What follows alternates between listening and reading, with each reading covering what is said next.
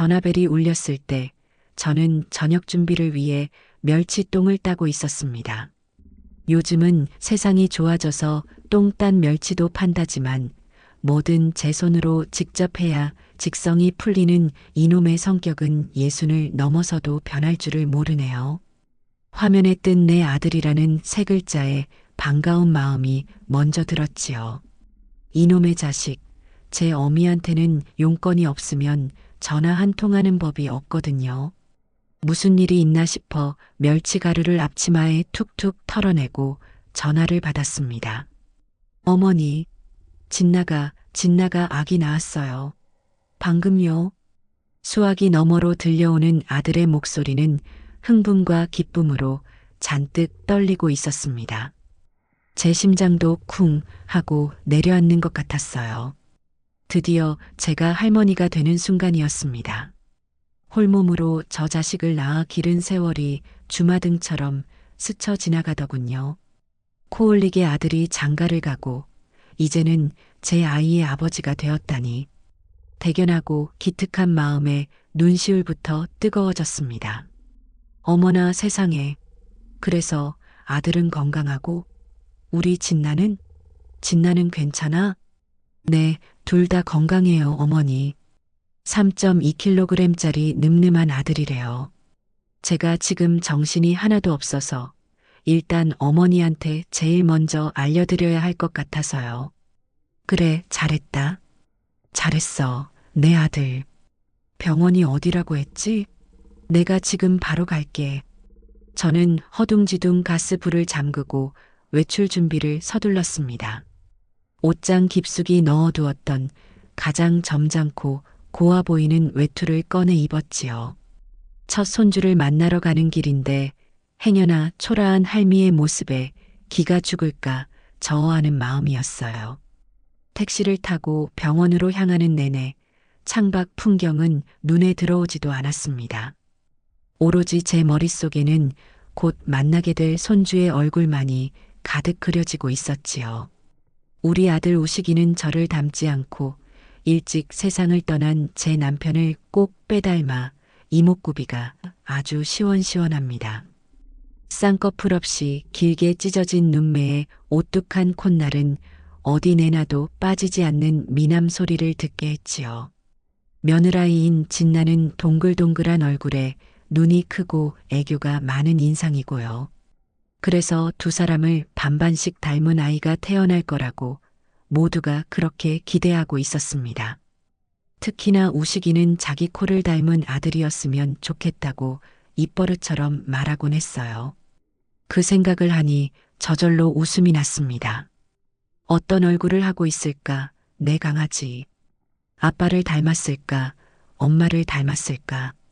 병원에 도착하니 아들이 산부인과 병동 입구에서 저를 기다리고 있었습니다. 연신 싱글벙글하는 얼굴이 누가 봐도 처자들을 얻은 아버지의 모습이었지요. 어머니, 오셨어요? 고생했다, 아들아.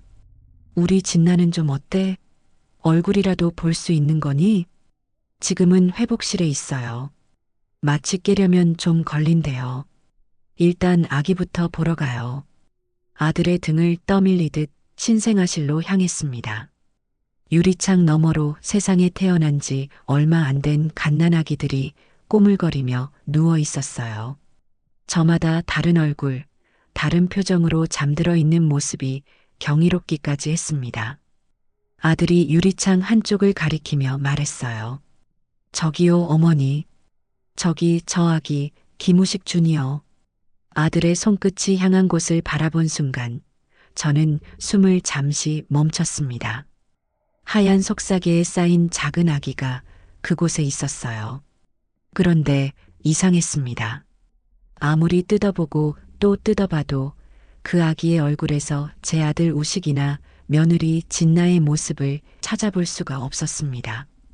우리 집안 사람이라고는 믿기지 않을 만큼 너무나도 이국적인 외모의 아기였지요. 뽀얀 피부는 그렇다 쳐도 갓 태어난 아기에게서 저렇게 선명한 쌍꺼풀이 나올 수 있던가요? 게다가 콧대는 낮고 코끝은 뭉툭해서 오뚝한 우리 아들의 코안은 정반대의 모양이었습니다. 무엇보다 가장 눈에 띈 것은 머리카락이었어요. 보통 신생아들은 머리숱이 거의 없거나 직모이기 마련인데 그 아기는 까만 머리카락이 촉촉하게 젖어 있으면서도 희미하게 곱슬기가 돌고 있었습니다. 우리 집안은 시조 할아버지부터 대대로 내려오는 생머리 유전자를 가졌는데 말입니다. 어머니, 우리 아들 너무 예쁘죠? 눈이 어쩜 저렇게 클까요? 꼭 인형 같아요.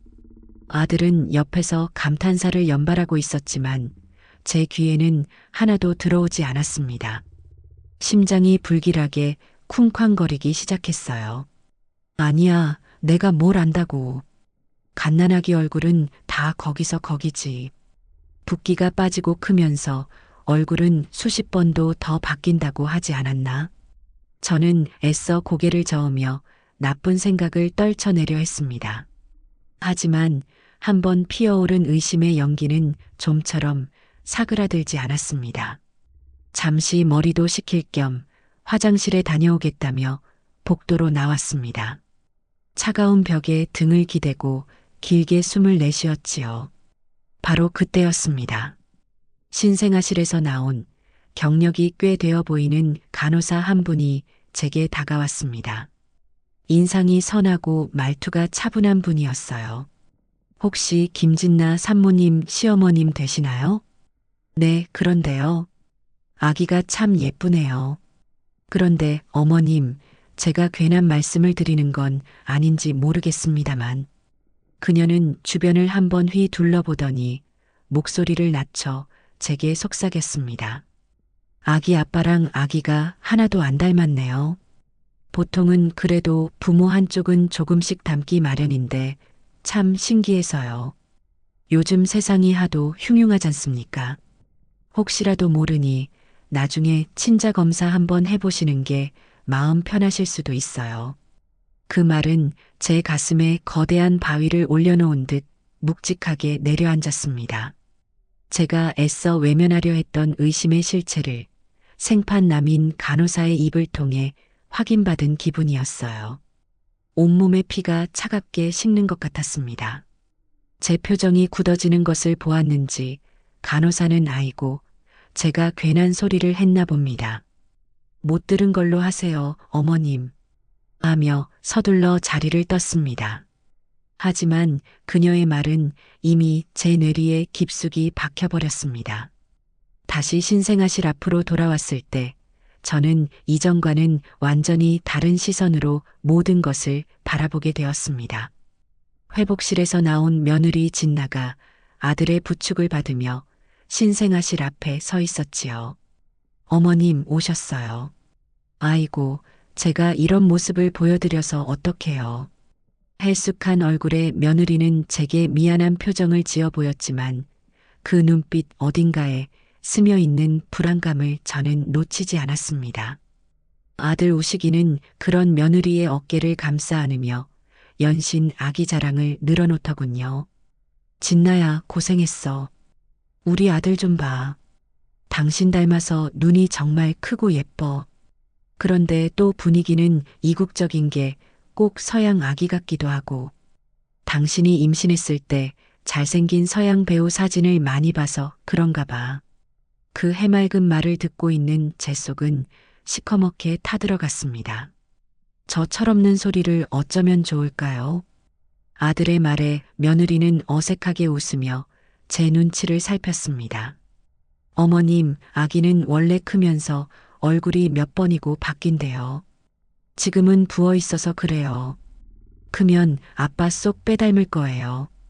뻔한 위로 혹은 뻔한 변명이었지요. 저는 아무 대답도 하지 않았습니다. 그저 입꼬리만 살짝 올려 미소를 지어 보였을 뿐입니다. 축하한다, 아가. 고생 많았다. 의심이 확신으로 변해가는 와중에도 저는 할머니로서, 시어머니로서 해야 할 말을 잊지 않았습니다. 하지만 제 머릿속은 이미 복잡한 계산으로 가득 차 있었습니다. 저 아이는 누구의 아이인가? 만약, 정말 만약에 내 아들의 아이가 아니라면 그날 집으로 돌아오는 택시 안에서 저는 창밖만 바라보며 한마디도 하지 않았습니다. 아들을 홀로 키우며 겪었던 수많은 서름과 고난의 순간들이 떠올랐습니다. 남들 보란 듯이 번듯하게 키워내기 위해 안 해본 일이 없었지요. 그런 내 귀한 아들이 어릿광대처럼 속고 있는 것일지도 모른다는 생각에 이르자 참을 수 없는 분노가 치밀어 올랐습니다. 집에 도착해 불도 켜지 않은 채 캄캄한 거실 소파에 한참을 앉아 있었습니다.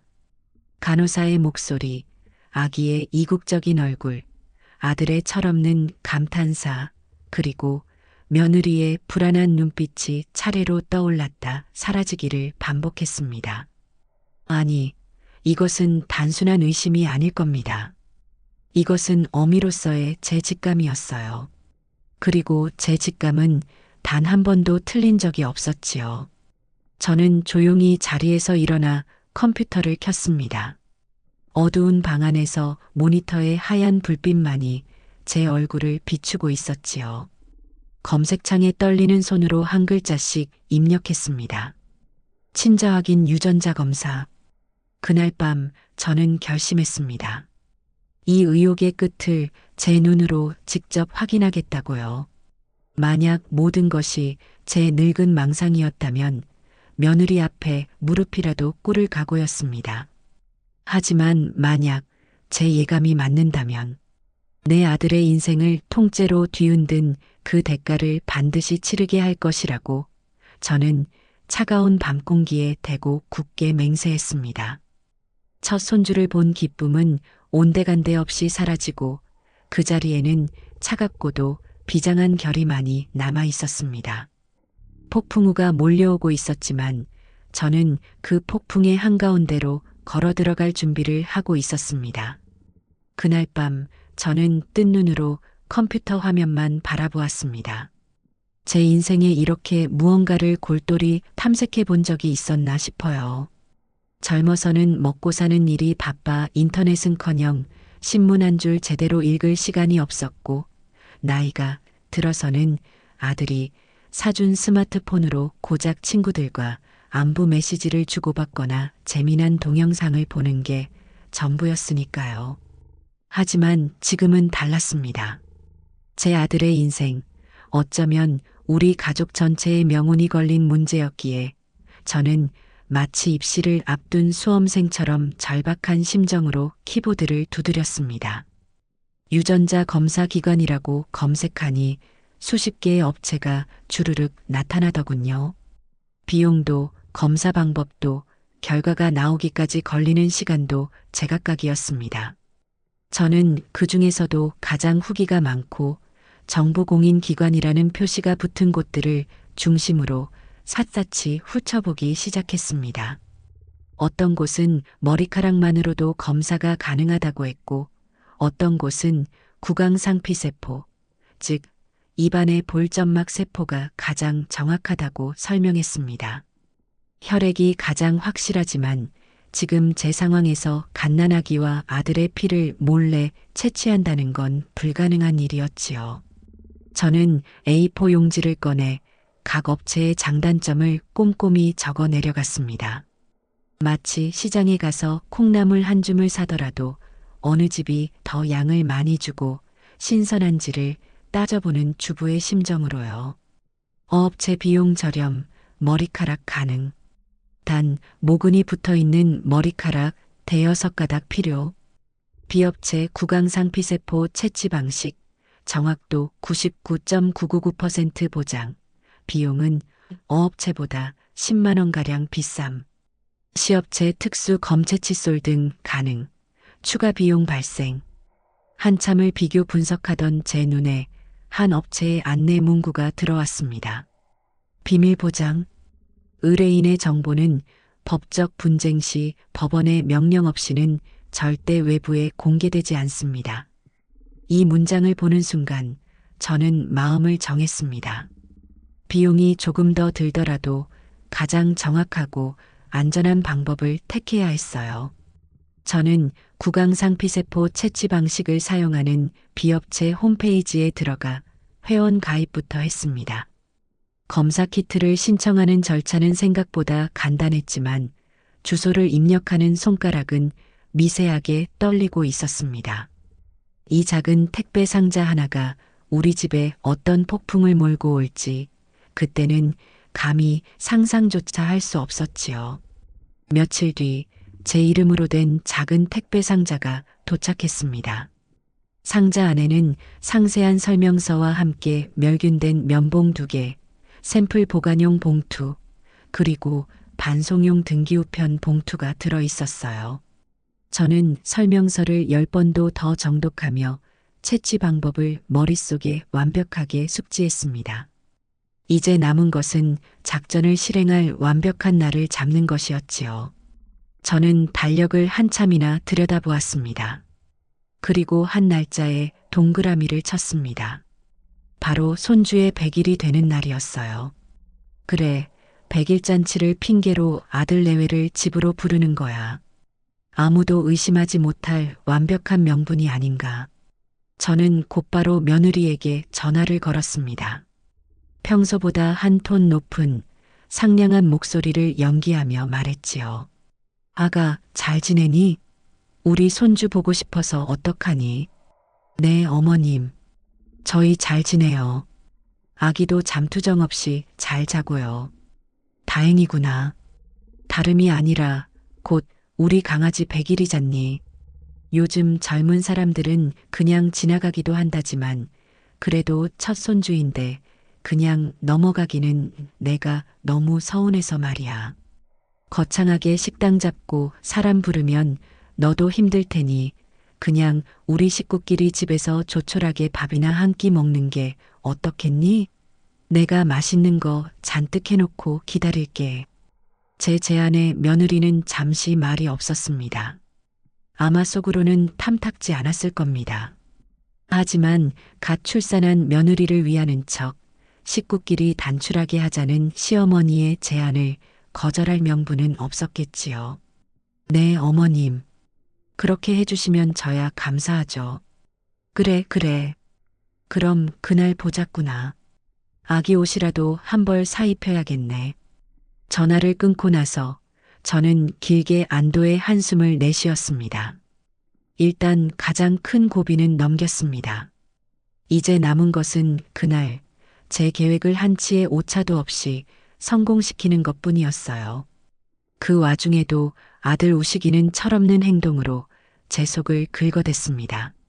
주말에 반찬을 가지러 저희 집에 들른 아들은 거실에 앉자마자 싱글벙글하며 제게 스마트폰 화면을 들이밀더군요. 어머니, 이것 좀 보세요. 진나가 아기 낳느라 너무 고생한 것 같아서 제가 선물 하나 사주려고요. 이게 요즘 제일 인기 있는 가방이래요. 화면 속에는 제가 평생 만져볼 일도 없을 번쩍이는 명품 가방 사진이 있었습니다. 가격을 보니 맙소사 제 한 달 연금보다도 훨씬 비싼 금액이었습니다. 저는 인상을 찌푸리며 말했지요. 지금 저런 걸 사줄 때니? 너희 이제 아기도 있는데 한 푼이라도 더 아껴서 저축해야지. 그리고 진나는 내가 벌어다 주는 돈으로 저런 사치품을 살 만큼 생각이 없는 애가 아니라고 믿는다. 에이, 어머니는 평생 고생만 하셔서 그래요. 이럴 때 아니면 언제 챙겨주겠어요. 그리고 진나가 그러는데 자기 친구들은 남편이 애 낳았다고 차도 바꿔주고 오피스텔도 하나씩 사준대요. 거기에 비하면 이건 아무것도 아니죠. 뭐, 오피스텔? 그게 지금 말이라고 하는 소리야. 저는 저도 모르게 언성을 높이고 말았습니다. 순간 아들의 해맑은 얼굴 뒤로 며느리 진나의 영악한 얼굴이 겹쳐 보였습니다. 필시 며느리가 아들 옆에서 바람을 넣었을 터. 누구는 차를 받았네, 누구는 집을 받았네 하면서 순진한 제 아들을 부추겼을 모습이 눈에 선했습니다. 우식아, 정신 차려. 남들하고 비교하기 시작하면 끝도 없어. 그리고 너의 돈은 너 혼자만의 돈이 아니야. 이제 너는 한 가정의 가장이야. 호적의 잉크도 마르지 않은 아기를 생각해서라도 분수에 맞게 살아야 하는 거야.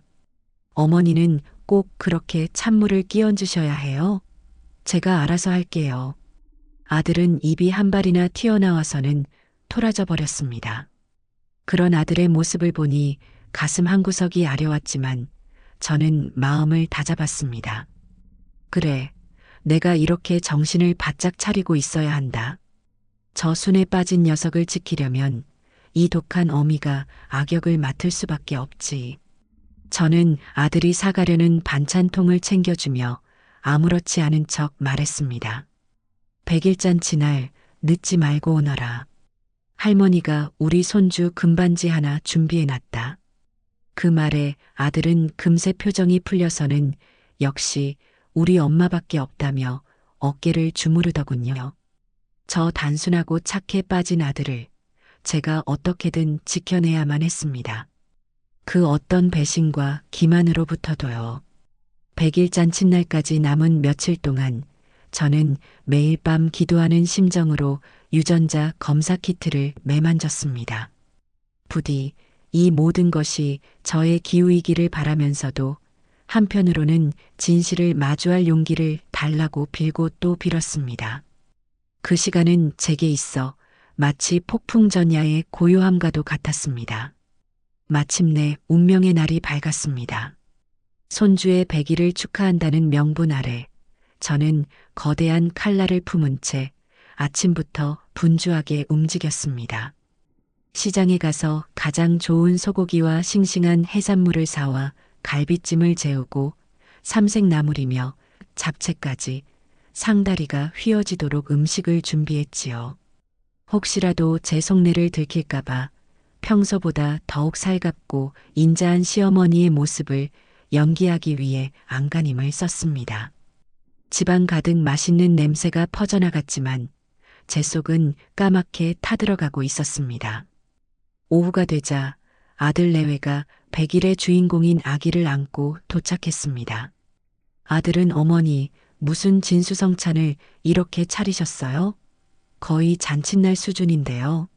라며 감탄했고 며느리도 어머님 힘드셨겠어요.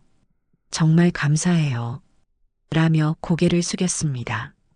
며느리가 입고 온 옷은 제가 사준 것이 아니었지만 아기가 입고 있는 앙증맞은 하늘색 턱시도와 보타이는 제가 며칠 전 백화점에 가서 직접 고른 것이었지요.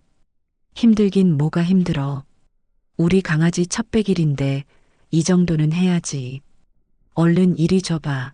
할미가 우리 손주 얼굴 좀 보자. 저는 자연스럽게 아기를 안으려 팔을 뻗었습니다. 하지만 며느리는 제 손길을 교묘하게 피하며 아기를 고쳐 안더군요. 어머니, 괜찮아요. 아기가 낯을 가려서요. 제가 안고 있을게요. 그 순간 저는 며느리의 눈빛에서 스치듯 지나가는 경계심을 읽었습니다.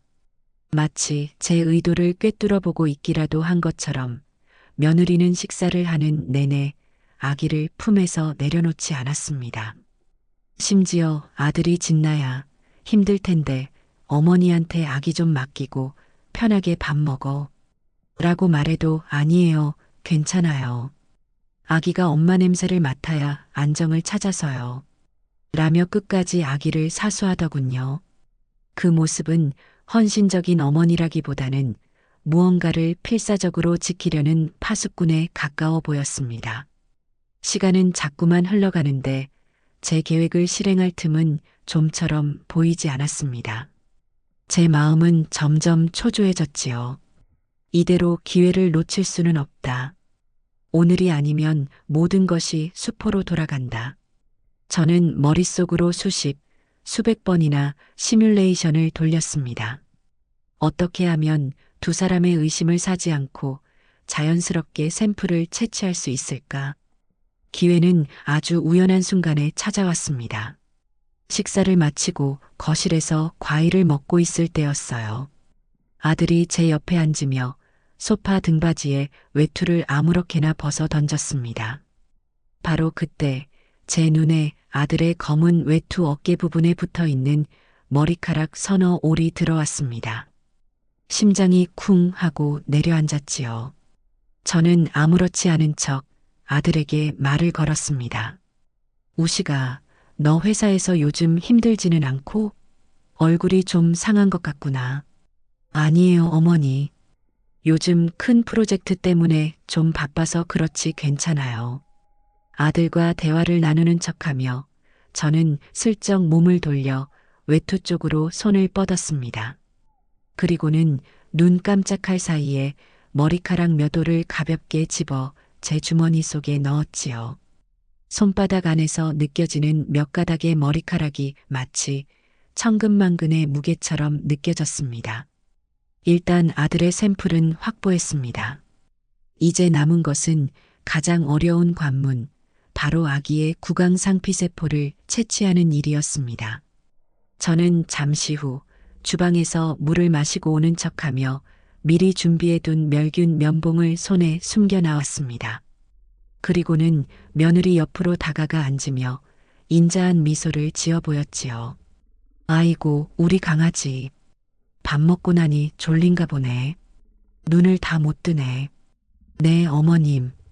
이제 슬슬 낮잠 잘 시간이라서요. 그런데 아가야, 아기 입가에 우유가 살짝 묻어 있구나. 할미가 좀 닦아줄게. 저는 그 말을 하는 동시에 망설일 틈도 없이 아기의 입가로 손을 가져갔습니다. 며느리가 어머니, 제가 할게요. 라며 막아서려 했지만 제 행동이 한 발 더 빨랐습니다. 저는 아기 입가를 닦아주는 척하며 순식간에 면봉을 입안으로 쓱 밀어 넣어볼 안쪽 점막을 스치듯 훑어냈습니다. 갓난아기가 놀라 응애하고 울음을 터뜨렸고 며느리는 질색하며 아기를 제 품에서 낚아채듯 데려갔습니다. 어머님, 뭐 하시는 거예요? 아기 놀라잖아요. 며느리의 날카로운 목소리가 거실을 울렸습니다. 아들도 놀란 눈으로 저를 쳐다보더군요. 저는 태연하게, 아니 태연한 척 연기하며 웃어 보였습니다. 어머나, 내가 너무 거칠었나 보구나.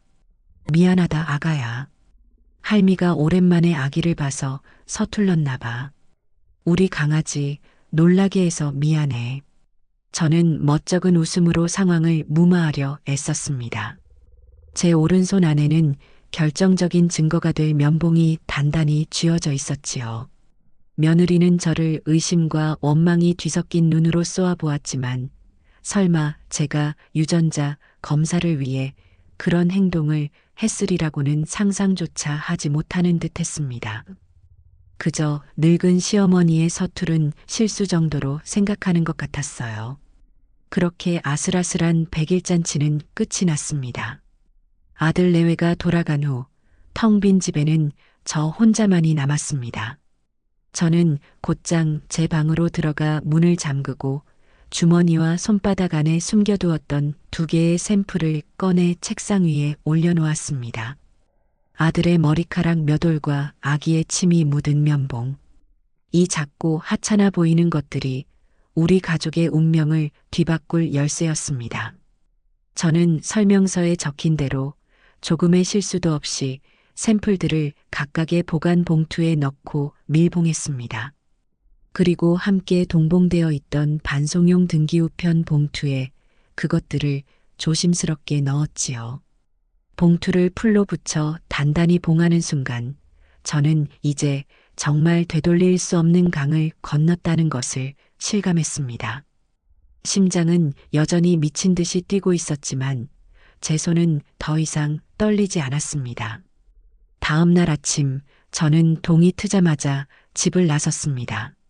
손에는 어젯밤 준비해둔 등기우편 봉투가 들려 있었지요. 동네 우체국 문이 열리기를 기다렸다가 가장 먼저 들어가 등기우편 발송 절차를 밟았습니다.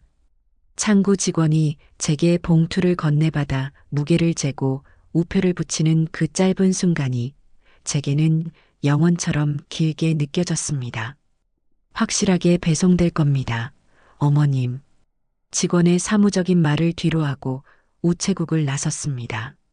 차가운 새벽 공기가 제 뺨을 스쳤지만 오히려 정신이 맑아지는 기분이었습니다. 진실을 향한 화살은 이미 시위를 떠났습니다. 이제 제가 할 수 있는 일은 관역의 한가운데에 무엇이 있는지를 기다리고 지켜보는 것뿐이었지요. 과연 그곳에는 저의 어리석은 망상이 있을까요? 아니면 감당할 수 없는 진실이 꽂히게 될까요? 저는 그저 묵묵히 저의 운명을 기다리기 시작했습니다. 화살을 쏘아보낸 자의 심정이 이런 것일까요? 유전자 검사 샘플을 발송한 그날 이후 제 시간은 아주 더디고 고통스럽게 흘러갔습니다. 매일 아침 눈을 뜨면 가장 먼저 스마트폰을 확인했고 잠자리에 들기 전까지도 혹시나 기관에서 연락이 오지 않을까 노심초사했지요. 하루에도 12번씩 천국과 지옥을 오가는 기분이었습니다. 내가 왜 그런 짓을 했을까? 평온했던 가정을 내 손으로 망치게 되면 어떡하지 하는 후회와 아니야. 진실은 반드시 밝혀야 해. 내 아들을 위해서라도 하는 결심이 엎치락 뒤치락하며 저를 괴롭혔습니다. 가장 먼저 변화를 보인 것은 며느리였습니다.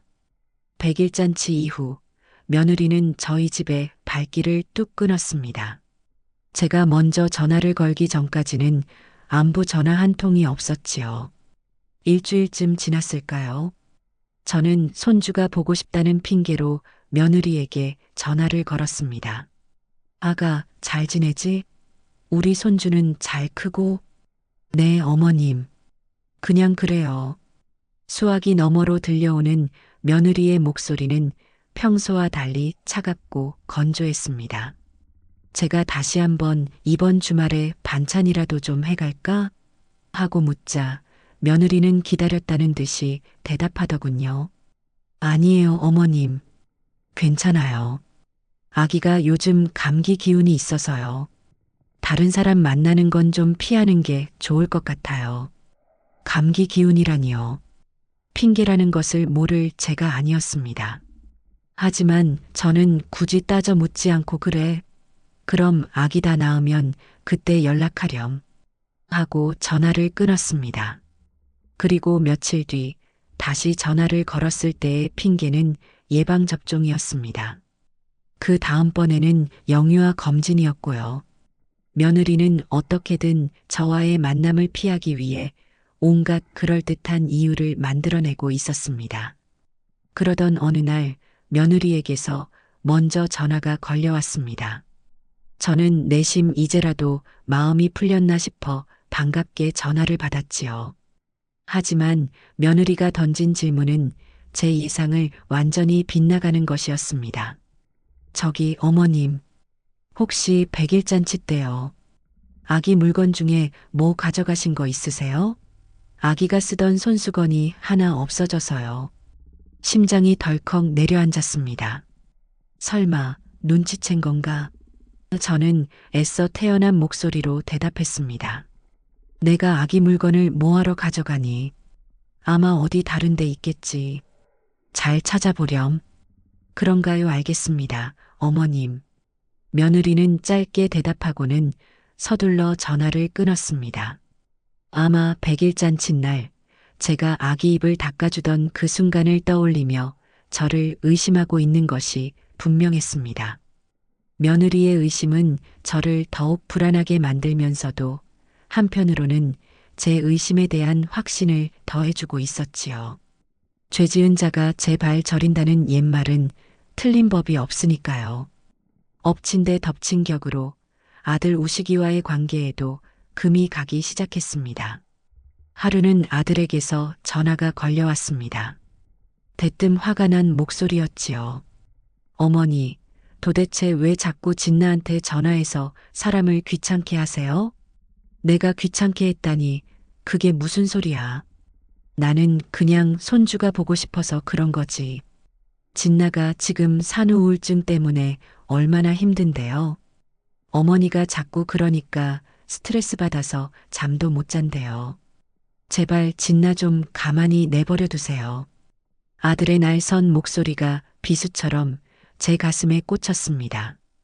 필시 며느리가 옆에서 어머님이 자꾸 연락해서 힘들다, 스트레스 받는다며 눈물이라도 흘리며 하소연했을 테지요. 제 순진한 아들은 또 그 말을 철석같이 믿고 제게 어미에게 해서는 안 될 말을 하고 있는 것이고요. 우시가, 너 지금 어미한테 하는 말이니? 내가 내 아들이 보고 싶다는 게 그렇게 잘못된 일이냐? 잘못됐다는 게 아니잖아요. 좀 기다려 주실 수 없냐는 말이에요. 진나가 몸 추스르고 안정이 되면 저희가 먼저 찾아뵐게요. 그러니까 제발 저희 좀 내버려 두세요. 아들은 내버려 두라는 말을 반복하고는 일방적으로 전화를 끊어버렸습니다.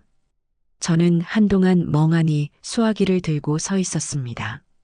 서운함과 분노, 그리고 아들에 대한 안타까움이 뒤섞여 눈물이 핑 돌았습니다. 이 바보 같은 녀석?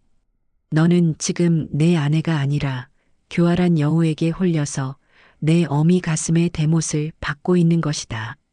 저는 이 모든 진실을 털어놓고 싶었지만 아직은 때가 아니었습니다. 확실한 증거가 제 손에 들어오기 전까지 저는 그저 아들의 오해를 감수하고 기다리는 수밖에 없었지요.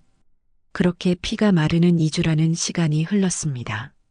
며느리와는 연락이 완전히 끊겼고 아들과도 냉전 상태가 이어졌습니다. 집에는 무거운 침묵만이 감돌았고 저는 매일 밤 악몽을 꾸며 잠을 설쳤습니다. 차라리 모든 것이 저의 망상이고 제가 나쁜 시어머니였다는 결론이 나오기를 바라게 될 지경이었어요. 진실을 마주하는 것보다 지금의 이 불확실한 고통이 더 견디기 힘들었습니다. 그러던 어느 날 오후였습니다. 모르는 번호로 전화 한 통이 걸려왔습니다. 광고 전화려니 하고 무시하려다 혹시나 하는 마음에 떨리는 손으로 통화 버튼을 눌렀습니다. 네, 여보세요. 안녕하십니까? 유전자 검사 연구소입니다. 이현숙님 맞으신가요? 심장이 발끝까지 곤두박질 치는 것 같았습니다. 마침내 올 것이 온 겁니다. 저는 마른 침을 삼키며 겨우 대답했습니다. 네, 맞는데요. 수화기 너머의 남자는 감정 없는 지극히 사무적인 목소리로 말을 이어갔습니다. 의뢰하신 김우식님과 검체 대상자 간의 유전자 검사 결과가 나왔음을 알려드립니다. 본인 인증 후 홈페이지를 통해 결과를 확인하실 수 있습니다. 추가적으로 궁금한 사항이 있으시면 연구소로 연락 주시기 바랍니다. 이현숙님? 아, 네. 알겠습니다. 짧은 통화는 그것으로 끝이었습니다. 전화가 끊기고 나서도 저는 한동안 스마트폰을 귀에서 뗄 수가 없었습니다. 이제 버튼 하나만 누르면 판도라의 상자가 열리게 됩니다. 그 안에는 과연 무엇이 들어있을까요? 희망일까요? 아니면 절망일까요? 저는 비틀거리는 걸음으로 컴퓨터가 놓인 책상 앞으로 다가갔습니다. 손끝이 차갑게 식어 있었지만 제 등에서는 식은 땀이 흘러내리고 있었습니다. 이제 모든 진실과 마주해야 할 시간이었습니다. 컴퓨터 앞에 앉아 있었지만 제 영혼은 까마득한 허공에 둥둥 떠 있는 기분이었습니다. 귓가에서는 제 심장이 북처럼 울리는 소리가 들려왔고 눈앞의 모니터 화면은 자꾸만 초점을 잃고 흐려졌지요. 결과가 나왔다.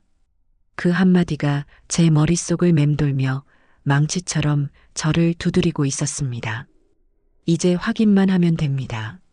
마우스에 손을 올렸지만 손가락 끝이 어찌나 떨리는지 몇 번이나 헛디디고 말았어요. 이 작은 플라스틱 조각을 움직여 클릭 한 번만 하면 제가 그토록 찾아 헤맸던 진실의 문이 열릴 겁니다. 하지만 문 너머에 무엇이 있을지 두려워 차마 문고리를 잡지 못하는 겁쟁이처럼 저는 한참을 망설였습니다. 만약, 정말 만약에 내 생각이 틀렸다면 어떡하지? 친자관계가 성립한다는 결과가 나오면 나는 내 아들과 며느리에게 씻을 수 없는 상처를 준 의심 많고 악독한 시어머니가 되는 거다. 내 손으로 내 가정을 풍비박산 낼 뻔한 미친 노인네가 되는 거라고. 그런 생각이 들자 온몸에 식은땀이 흘렀습니다. 차라리 여기서 멈추는 게 낫지 않을까? 이대로 조용히 덮어버리고 아무 일 없었다는 듯이 예전처럼 지내는 겁니다. 시간이 지나면 이 의심도 무뎌지고 아기는 자라면서 제 아들을 닮아갈지도 모르는 일이지요. 평화라는 이름의 거짓된 성벽 안에서 저는 어쩌면 남은 인생을 편안하게 보낼 수 있을지도 모릅니다. 하지만 고개를 들자 장식장 위에 놓인 제 아들 우식이의 어릴 적 사진이 눈에 들어왔습니다. 갓 돌이 지났을 무렵 제품에 안겨 환하게 웃고 있는 모습이었지요. 남편을 일찍 여의고 저는 저 아이를 세상의 전부로 여기며 살았습니다. 식당 주방에서 하루 종일 그릇을 닦으면서도 공사 현장에서 먼지를 뒤집어 쓰면서도 오로지 저 아이의 웃음 하나로 모든 고통을 견뎌냈어요. 남들처럼 좋은 옷, 좋은 음식 한 번 못 해줬지만 단 하나 세상의 더러운 것들로부터 제 아들을 지켜주겠다는 약속만은 제 목숨처럼 지켜왔습니다. 그런데 지금 제 아들이 제 목숨보다 소중한 아들이 기만당하고 있을지도 모른다는 사실을 알면서 제가 어찌 모른 척 눈을 감을 수 있겠습니까? 그건 제 자신을, 제 인생을 부정하는 일이었습니다. 저는 눈을 질끈 감았다 떴습니다. 더 이상 망설이지 않기로 했습니다. 어떤 결과가 나오든 저는 그것을 감당해야만 합니다. 그것이 제 아들을 지키기 위해 이 어미가 져야 할 십자가라면 기꺼이 짊어질 것이라 다짐했지요. 저는 책상 서랍에서 메모지를 꺼냈습니다. 회원 가입할 때 적어두었던 아이디와 비밀번호가 적힌 종이었지요. 저는 심호흡을 한 번 하고 한 글자 한 글자 오타가 나지 않도록 신중하게 아이디와 비밀번호를 입력했습니다. 엔터키를 누르자 익숙했던 연구소의 홈페이지가 화면에 나타났습니다. 검사 결과 확인이라는 메뉴가 유독 크게 보였습니다. 클릭. 본인 인증을 위해 휴대폰 번호를 입력하고 인증번호를 받았습니다. 6자리 숫자를 입력하는 그 짧은 순간이 마치 제 남은 수명을 쏟아붓는 것처럼 길게 느껴졌습니다. 모든 인증 절차가 끝나고 마침내 화면에 작은 창이 하나 떴습니다. 이현숙님께서 의뢰하신 유전자 검사 결과 보고서. 저는 마른 침을 삼키며 스크롤을 내렸습니다. 복잡한 표와 유전자형을 나타내는 그래프들이 눈에 들어왔지만 제가 찾는 것은 그런 것이 아니었어요. 보고서의 가장 마지막 부분, 최종 결론이 적힌 곳을 향해 시선을 옮겼습니다. 그리고 마침내 그 문장을 발견했습니다. 의뢰인 김우식과 대상자의 유전자 정보를 비교 분석한 결과 부자 관계에서 공통적으로 발견되어야 할 유전자형이 일치하지 않는 바 친자 관계가 성립할 확률은 0%입니다. 0%. 그 차갑고도 단호한 숫자가 제 눈을 파고들었습니다. 저는 그 문장을 읽고 또 읽었습니다. 눈을 비비고 다시 보아도 그 결과는 변하지 않았습니다. 99.9%가 아닌 0%. 일말의 여지조차 없는 완벽한 불일치. 제 모든 의심과 불안이 틀리지 않았다는 것을 증명하는 너무나도 잔인하고 명백한 진실이었습니다. 순간 분노나 슬픔보다 먼저 허탈한 웃음이 터져 나왔습니다. 하 하고 짧게 터져 나온 웃음은 이내 걷잡을 수 없이 커졌지요. 저는 미친 사람처럼 한참을 소리내어 웃었습니다. 눈에서는 뜨거운 눈물이 쉴 새 없이 흘러내리고 있었는데도 말입니다. 그래, 역시 내 직감이 맞았어. 그 여우 같은 것의 불안한 눈빛과 철없는 내 아들의 해맑은 얼굴이 그저 내 망상이 아니었던 거야. 웃음이 멎자 차가운 분노가 온몸을 휘감았습니다.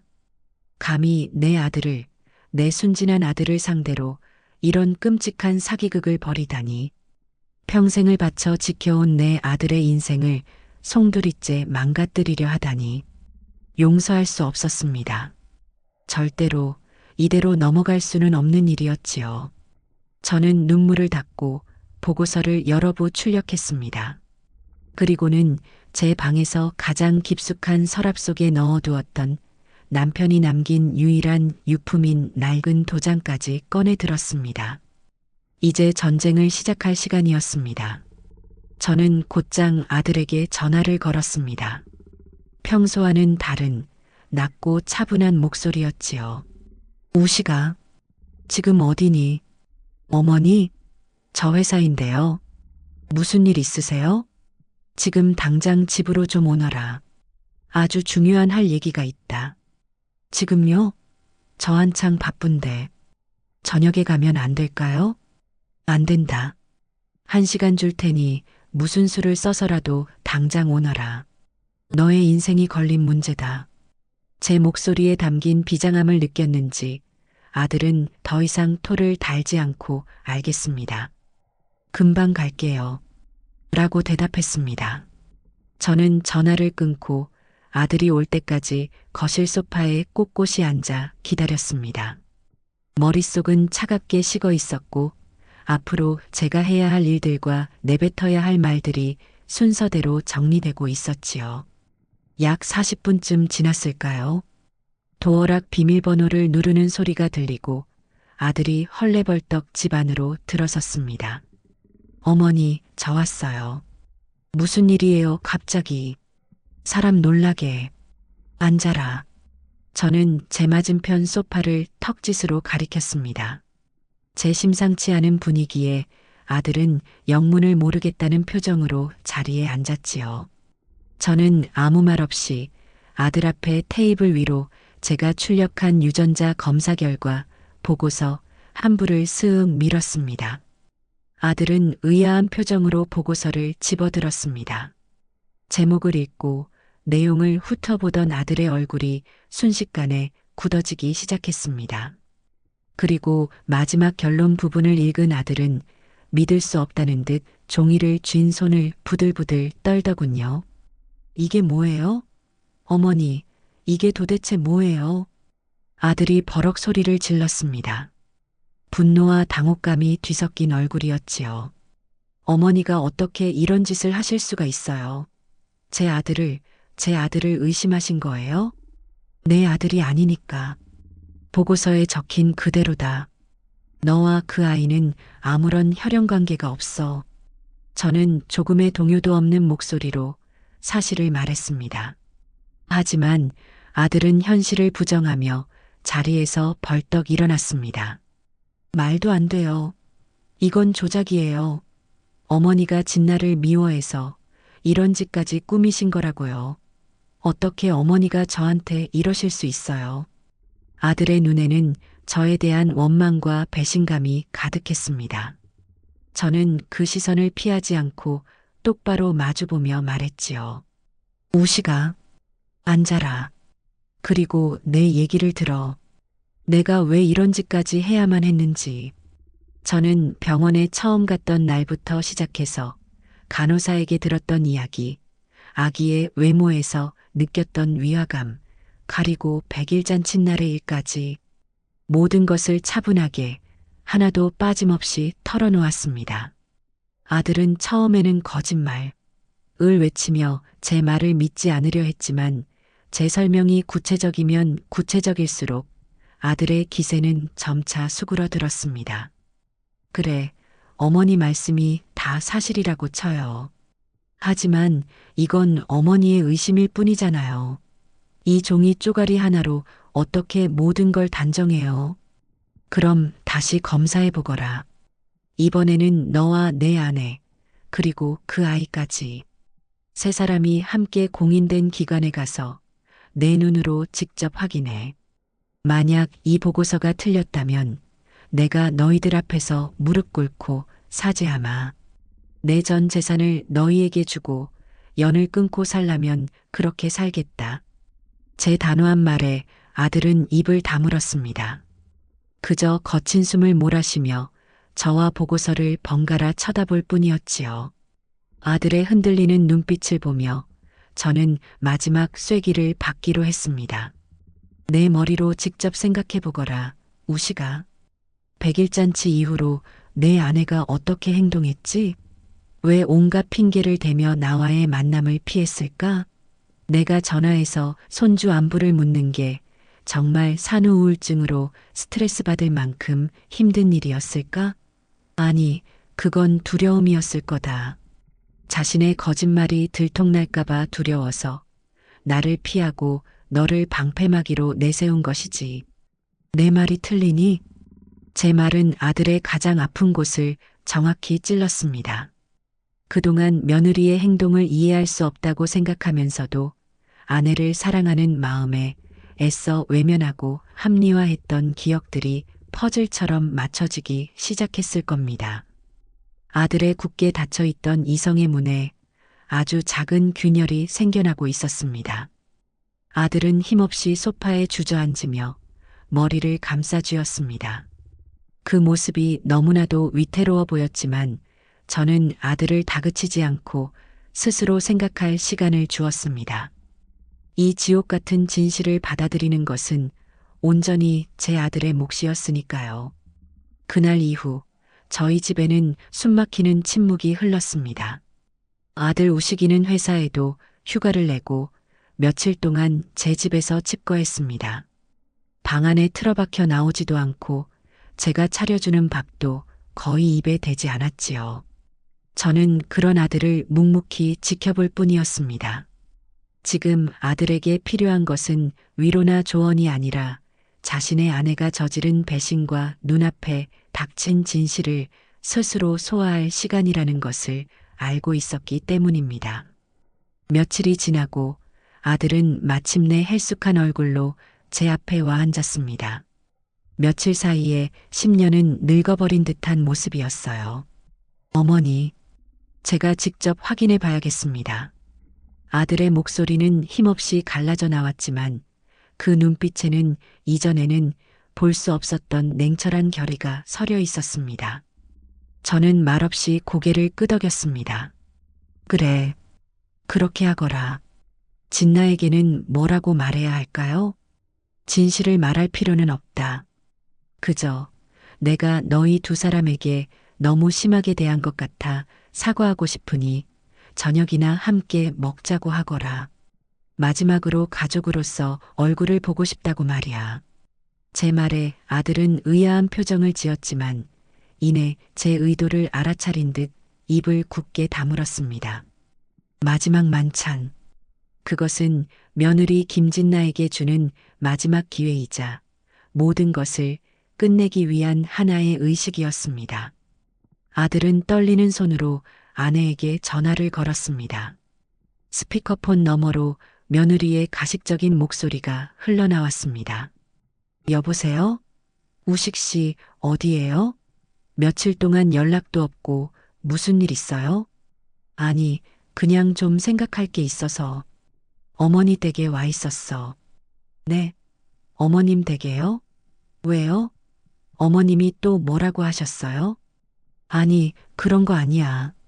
그냥 어머니가 당신한테 미안하다고 사과하고 싶다고 하시네. 저녁이나 같이 먹자고 하시는데 오늘 저녁에 아기 데리고 건너올 수 있어?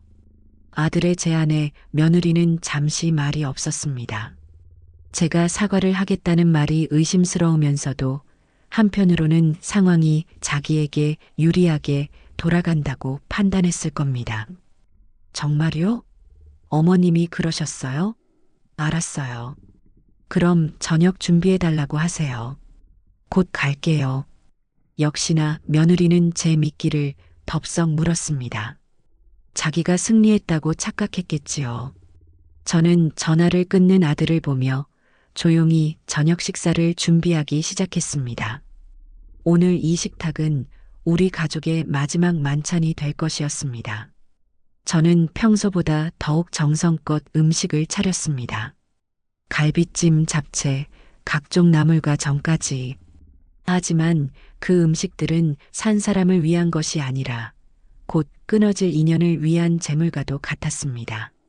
저녁 시간이 되자 며느리가 아기를 안고 현관으로 들어섰습니다. 아무것도 모르는 며느리는 평소처럼 싹싹하게 웃으며 제게 인사를 건넸지요. 어머님, 저 왔어요. 맛있는 냄새가 나네요. 그래, 어서 오너라. 고생했다. 저는 아무 일도 없었다는 듯이 며느리를 맞았습니다. 식탁에 마주 앉은 우리는 기묘한 저녁 식사를 시작했습니다. 아들은 말이 없었고 며느리는 어색한 분위기를 무마하려는 듯 혼자서 제잘거렸지요. 어머님, 이 갈비찜 정말 맛있어요. 역시 어머님 솜씨는 최고예요. 그렇죠, 우식 씨? 우식 씨, 왜 그래요? 어디 아파요? 얼굴이 안 좋아 보이네. 아들은 대답 대신 물만 들이켰습니다. 그 숨막히는 식사가 끝나고 저는 과일을 내오며 거실 테이블에 모두를 앉게 했습니다. 그리고 마침내 제가 준비한 연극의 마지막 막을 올렸지요. 아가, 제가 나지막이 입을 열자 며느리가 저를 바라보았습니다. 내가 너에게 사과할 일이 있구나. 내가 늙어서 망령이 들었는지 너와 내 아들 사이를 의심하는 아주 나쁜 짓을 했어. 제 말에 며느리의 얼굴에 순간 화색이 돌았습니다. 거봐, 내가 이겼어라고 말하는 듯한 의기양양한 표정이었지요. 아니에요, 어머님. 저 괜찮아요. 그럴 수도 있죠. 앞으로 잘하면 되죠. 저는 그런 며느리를 향해 희미하게 웃어 보이며 말을 이었습니다. 그래서 내가 직접 확인을 좀 해봤단다. 정말 내가 틀린 건지 아니면 내 직감이 맞았던 건지. 그리고 저는 아들에게 내밀었던 것과 똑같은 유전자 검사 결과 보고서를 며느리 앞에 스윽 밀었습니다. 마치 사형 선고문을 내려놓듯이요. 며느리의 시선이 테이블 위에 하얀 종이로 향했습니다. 보고서의 제목을 읽은 며느리의 얼굴에서 순식간에 모든 핏기가 가시는 것이 보였습니다.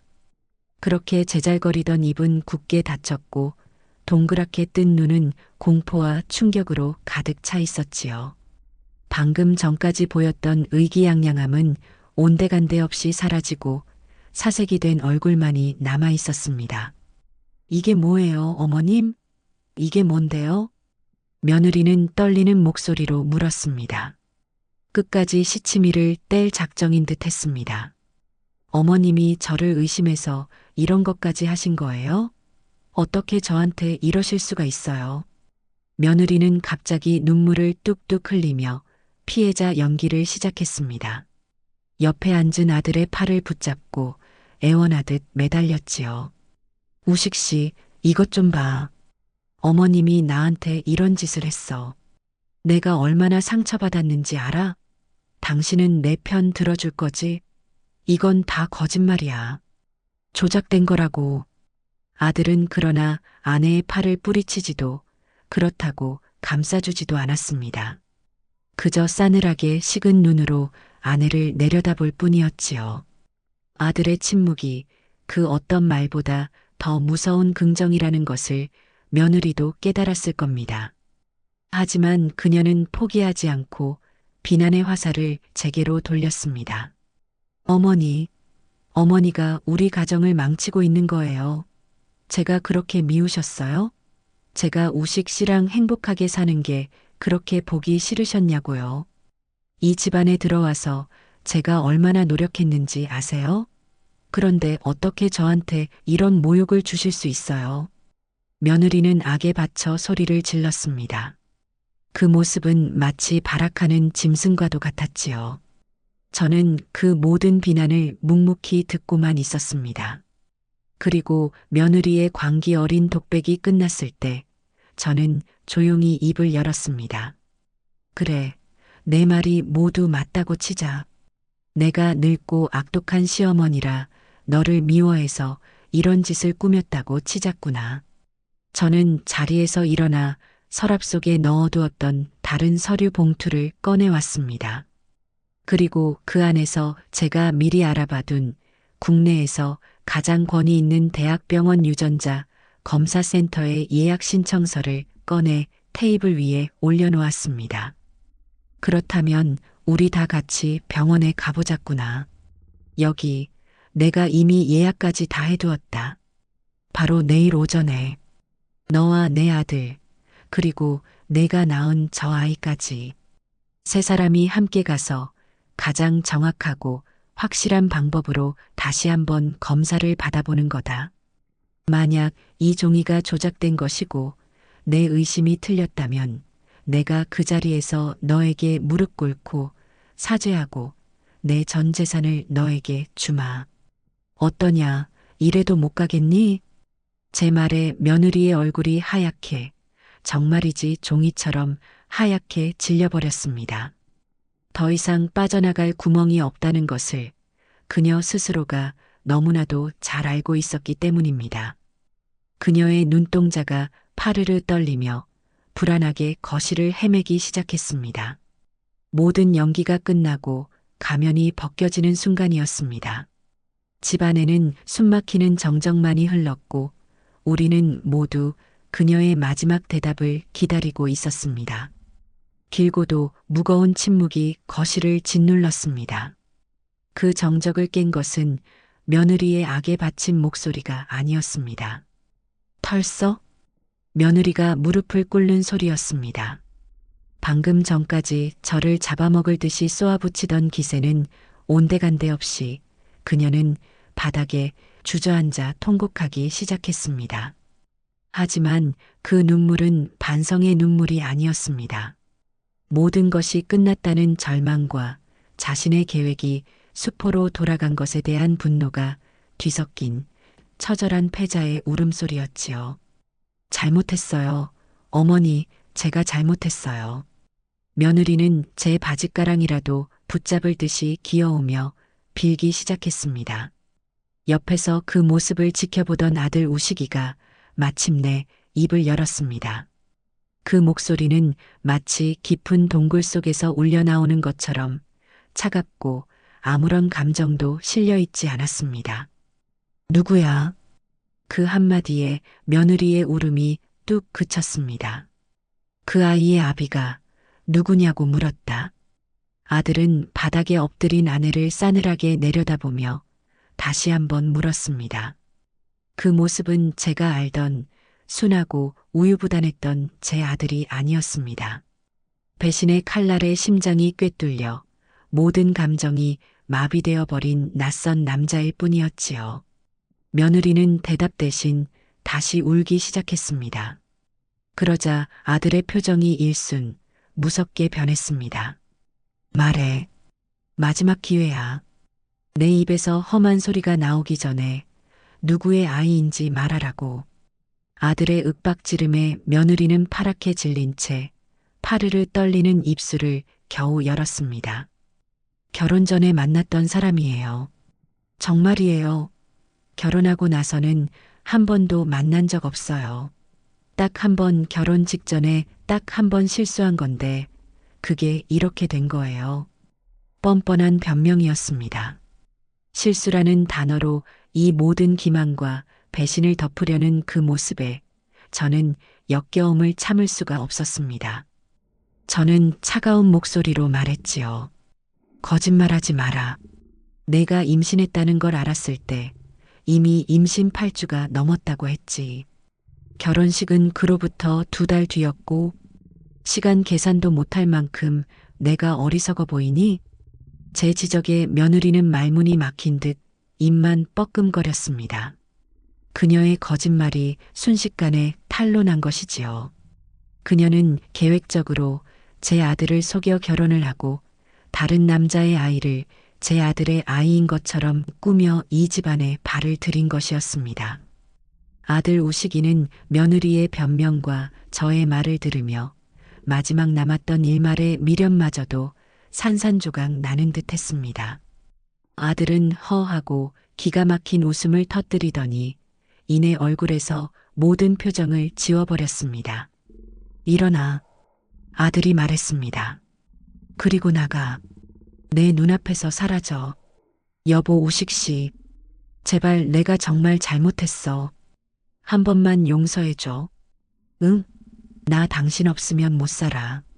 며느리는 아들의 다리를 붙잡고 애원했지만 아들은 얼음처럼 차가운 손길로 그녀를 뿌리쳤습니다. 더 이상 그 더러운 입으로 내 이름 부르지 마. 그리고 우리라는 말도 쓰지 마. 너와 나는 이제 아무 사이도 아니니까. 그때였습니다. 그동안 며느리의 품에 안겨 곤히 잠들어 있던 아기가 시끄러운 소리에 놀라 울음을 터뜨리기 시작했습니다. 응애, 응애하는 아기의 울음소리가 거실을 가득 메웠습니다. 그 울음소리를 듣는 제 아들의 얼굴이 고통으로 일그러졌습니다. 얼마 전까지만 해도 내 아들이라며 기뻐하고 행복해했던 그 존재가 이제는 자신의 인생을 망가뜨린 배신의 증거가 되어버렸으니까요. 며느리는 우는 아기를 방패 삼아 마지막 발악을 했습니다. 이 아이를 봐서라도 제발 용서해줘요. 이 아이는 무슨 죄가 있어요? 아빠 없이 자라게 할 거예요? 네. 당신 정말 이렇게 매정하게 버릴 수 있어? 그 말에 잠자코 있던 제가 나섰습니다. 그 아이의 아비는 내 아들이 아니다. 그러니 내 아들은 그 아이에게 아무런 책임도 없어. 버리는 게 아니라 제자리로 돌려놓는 것뿐이다. 그 아이의 진짜 아비에게 데려가서 그 사람에게 책임을 물어. 제 말에 며느리는 이성을 잃고 제게 달려들듯이 소리쳤습니다. 이게 다 어머니 때문이야. 어머니가 처음부터 나를 미워하고 괴롭히지 않았으면 나도 이런 생각 안 했을 거라고. 어머니가 우리를 이렇게 만든 거야. 적반하장도 유분수지. 저는 기가 막혀 말이 나오지 않았습니다. 아들이 그런 며느리의 앞을 막아서며 현관문을 향해 턱짓을 했습니다. 나가. 당장 내 집에서 나가라고 했다. 내 짐은 변호사를 통해서 보내줄 테니 지금은 몸만 나가. 변호사라는 말에 며느리의 얼굴이 새하얗게 질렸습니다. 이혼. 그것이 현실이 되어 눈앞에 닥쳐온 것이지요. 그녀는 더 이상 매달리거나 소리치지 않았습니다. 대신 저와 아들을 향해 세상에서 가장 원독스러운 눈빛을 쏘아보냈습니다. 그래, 나가. 나가주면 될 거 아니야. 하지만 이혼은 그렇게 쉽게 안 될걸? 당신 재산 절반은 내 거야. 위자료도 단단히 각오해야 할 거고. 법대로 하자고, 법대로. 며느리는 악에 받친 목소리로 저주를 퍼부으며 바닥에 있던 자신의 가방을 집어들었습니다. 그리고는 우는 아기를 거칠게 고쳐 안고 뒤도 돌아보지 않은 채 현관문을 박차고 나갔습니다. 쾅! 하고 문이 닫히는 소리와 함께 저희 집에는 다시 지독한 정적이 찾아왔습니다. 며느리가 사라진 거실에는 제 아들의 무너지는 소리만이 남았습니다. 아들은 그 자리에 주저앉아 두 손에 얼굴을 묶고 아이처럼 흐느끼기 시작했습니다. 그동안 억눌러왔던 모든 감정이 한꺼번에 터져 나온 것이지요. 배신감, 분노, 상실감, 그리고 자신의 어리석음에 대한 자책감이 뒤섞인 절규였습니다. 저는 말없이 아들에게 다가가 떨리는 등을 가만히 쓸어주었습니다. 지금 제가 해줄 수 있는 것은 그것뿐이었습니다. 괜찮다, 아들아. 다 괜찮다. 라고 말하는 제 목소리도 눈물에 젖어 나오고 있었지요. 한바탕 폭풍이 휩쓸고 지나간 거실에는 깨진 실내의 파편들과 부서진 마음만이 어지럽게 널려 있었습니다. 그렇게 제 아들의 짧았던 결혼 생활은 파국을 맞았습니다. 하지만 저는 알고 있었습니다. 이것은 끝이 아니라 모든 것을 제자리로 돌리기 위한 고통스러운 시작일 뿐이라는 것을요. 아들이 제 품에서 한참을 울고 난 뒤 저희 집에는 다시 무거운 침묵이 내려앉았습니다. 며느리가 아니 이제는 그저 김진나라는 이름의 타인이 되어버린 그 여자가 핥히고 간 상처는 너무나도 깊고 선명했습니다. 아들은 텅 빈 눈으로 허공을 응시하고 있었고 저는 그 곁에서 조용히 끓여낸 따뜻한 보리차를 건넸습니다. 제 아들은 그 찻잔을 받아들고도 한참 동안 아무 말이 없었지요. 그 모습이 마치 산산조각 나버린 자신의 인생을 어떻게 다시 붙여야 할지 몰라 망연자실한 사람 같아 제 가슴은 미어졌습니다. 하지만 슬픔에 잠겨 있을 시간은 없었습니다. 전쟁은 이제부터 시작이었으니까요. 그 여자가 마지막에 내뱉었던 법대로 하자는 말은 그저 패자의 발악이 아니었을 겁니다. 어떻게든 제 아들의 재산을 한 푼이라도 더 뜯어내기 위해 온갖 거짓과 위선으로 무장한 채 덤벼들 것이 분명했습니다. 저는 이 싸움에서 절대로 질 수 없었습니다. 제 아들의 몸과 마음뿐만 아니라 제 아들이 평생을 바쳐 이룩한 재산까지도 지켜내야만 했습니다. 다음 날 아침 저는 밤새 뜬 눈으로 인터넷을 뒤져 찾아낸 가사소송 전문 변호사 사무실 목록을 아들 앞에 내밀었습니다. 우시가, 일어나거라. 오늘 우리 할 일이 많다. 아들은 여전히 초점 없는 눈으로 저를 바라보았지만 저는 단호했습니다. 이럴 때일수록 정신을 바짝 차려야 한다. 내가 무너지는 모습을 보이면 저쪽에서는 더 기세등등하게 나올 거야. 어서 세수하고 옷 갈아입어라. 변호사부터 만나야겠다. 제 강권에 아들은 마지못해 몸을 일으켰습니다. 우리는 그날 오전에 제가 점 찍어둔 법무법인을 찾아갔습니다. 다행히 예약 없이도 상담이 가능했지요. 상담실에서 우리를 맞은 것은 40대 중반쯤 되어 보이는 날카로운 눈매와 다부진 인매를 가진 여자 변호사였습니다. 그녀는 우리에게 자리에 앉기를 권하며 무슨 일로 찾아왔는지를 물었습니다. 저는 품 안에 넣어갔던 유전자 검사 결과 보고서를 꺼내 변호사 앞 테이블 위에 올려놓았습니다. 그리고는 병원에서 느꼈던 첫 의심부터 어젯밤에 있었던 일까지 모든 것을 차분하고 논리적으로 설명하기 시작했습니다. 제 이야기를 듣는 내내 아무 말 없이 서류를 검토하던 변호사는 제 설명이 끝나자 안경을 고쳤으며 입을 열었습니다. 상황은 충분히 이해했습니다. 어머님. 그리고 정말 대단하시네요. 보통 이런 상황에 처하시면 감정적으로만 대처하시다가 이를 그르치는 경우가 많은데 이렇게 명백한 증거까지 직접 확보해 오셨군요. 변호사는 저를 존경스럽다는 눈빛으로 바라보며 말했습니다. 이 유전자 검사 결과서는 결정적인 증거가 될 겁니다. 이 정도면 단순 이혼 소송이 아니라 혼인 취소 소송도 충분히 가능합니다. 혼인 취소 소송이라면 이혼과는 다른 겁니까? 아들이 처음으로 입을 열어 물었습니다. 변호사는 고개를 끄덕이며 설명해 주었지요. 네, 다릅니다.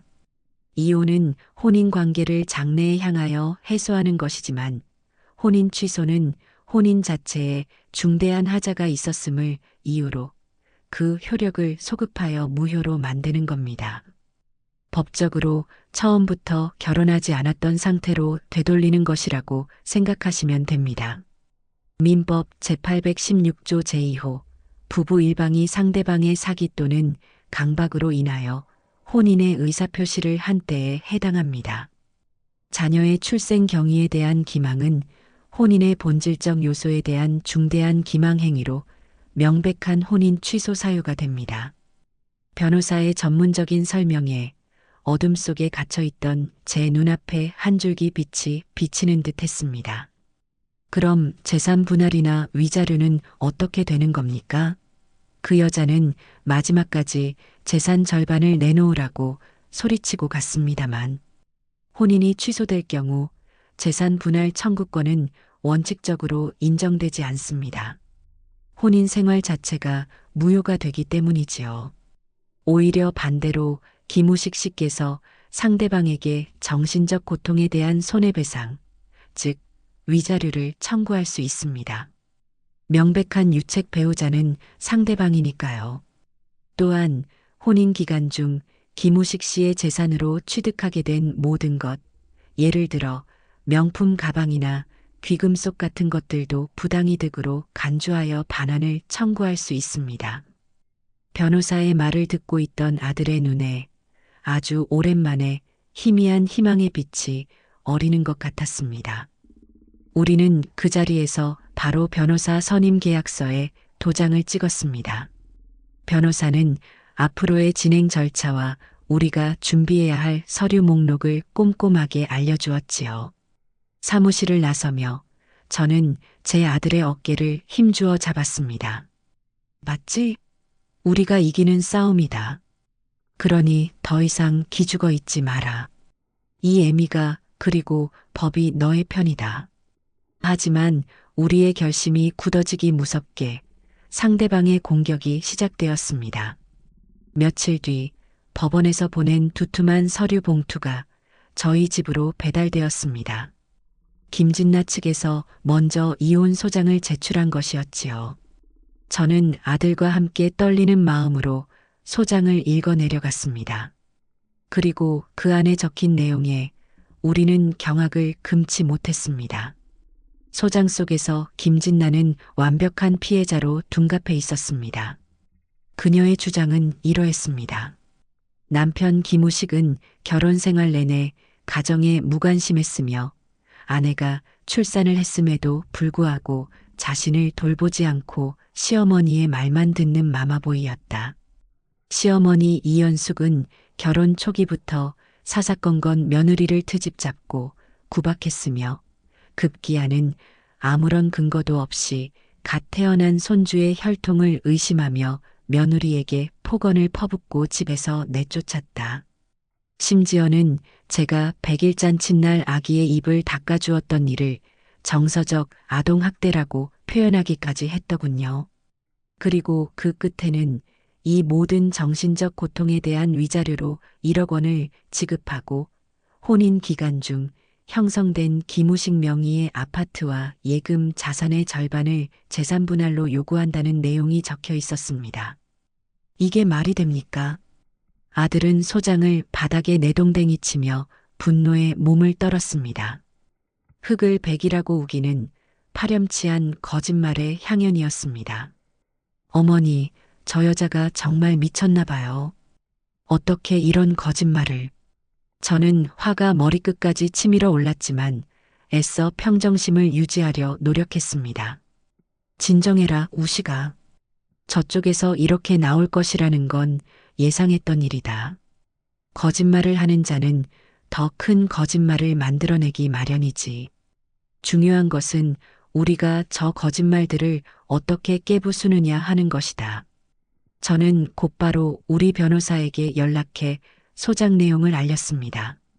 변호사는 제 생각보다 훨씬 차분했습니다. 예상했던 시나리오입니다. 상대방이 유책 배우자임을 스스로 인정할 리가 없지요. 자신들의 책임을 덮기 위해 오히려 이쪽을 공격하며 흙탕물 싸움으로 끌고 가려는 전형적인 수법입니다. 신경 쓰실 것 없습니다. 우리는 감정적으로 대응할 필요 없이 오직 증거로만 이야기하면 됩니다. 변호사의 말에 저는 다시 마음을 다잡았습니다. 우리는 변호사의 조언에 따라 김진나의 주장을 조목조목 반박하는 답변서를 준비하기 시작했습니다. 그리고 동시에 혼인 취소를 구하는 반소를 제기했지요. 답변서와 반소장에는 우리의 모든 주장을 뒷받침할 증거 자료들을 첨부했습니다. 유전자 검사 결과 보고서는 물론이고 제가 그동안 김진나와 주고받았던 메시지 내용, 아들이 그녀에게 선물했던 고가의 물품 내역, 심지어는 100일 잔치를 위해 제가 장을 봤던 영수증까지. 그녀가 주장하는 구박하는 시어머니라는 프레임이 얼마나 허구인지를 증명하기 위한 모든 것을 긁어 모았습니다. 법적 공방이 시작되자 아이러니하게도 아들은 조금씩 기력을 되찾기 시작했습니다. 슬픔에 잠겨 있을 틈이 없어진 것이지요. 자신의 인생과 재산을 지키기 위해 그는 더 이상 무기력한 피해자로만 머물러 있을 수 없었습니다. 우리는 매일같이 변호사 사무실과 법원을 오가며 다가올 재판을 준비했습니다. 그것은 길고 지루한 싸움의 시작이었지만 저는 두렵지 않았습니다. 진실은 단 하나뿐이고 그 진실은 지금 우리 손에 들려 있었으니까요.